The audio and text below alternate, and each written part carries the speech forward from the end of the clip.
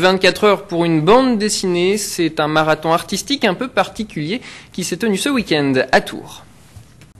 24 heures pour réaliser une bande dessinée, ou plutôt 23 heures avec le passage à l'heure d'été.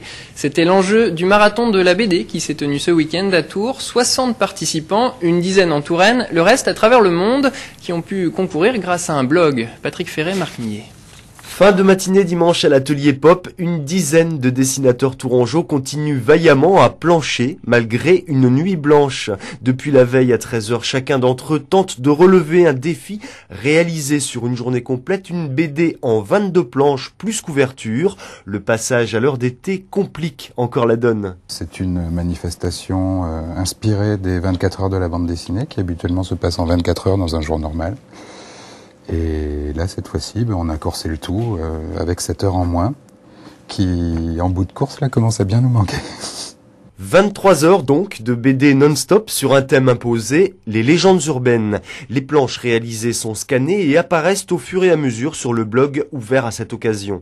À quelques minutes de l'heure fatidique, certains ont rempli leur contrat, d'autres sont franchement à la bourre.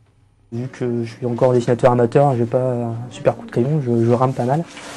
Donc j'ai pris un peu de retard petit à petit, donc je sais que j'aurai pas le temps de terminer d'ici 13h. Mais donc voilà, je continue tranquillement, je me fais plaisir à continuer mes planches malgré tout. Ce que j'ai trouvé en tout cas d'intéressant dans ce traitement-là, c'est que ça m'obligeait à ne pas avoir une seule histoire, mais en fait avoir un personnage avec une multitude de personnages secondaires et devoir perpétuellement trouver un gag, donc essayer de faire rire tant bien que mal tout au long de 23 heures de bande dessinée, ce qui est vraiment pas évident, quoi.